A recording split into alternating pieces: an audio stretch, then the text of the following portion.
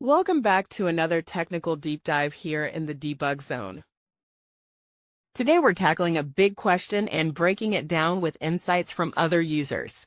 Hopefully this clears up some misconceptions and helps you get the answer you need. So buckle up, stay a little curious, and let's jump right in.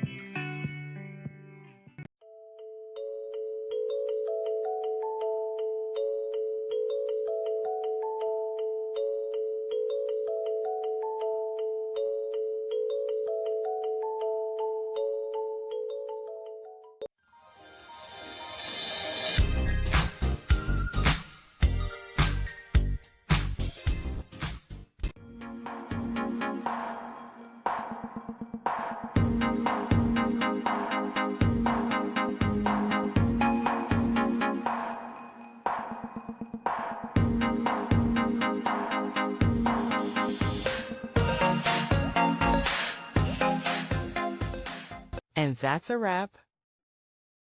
I hope you found the answer you were looking for. If you did, take a second to hit that subscribe button. It really helps out. And let me know in the comments which solution worked best for you. See you next time in the debug zone.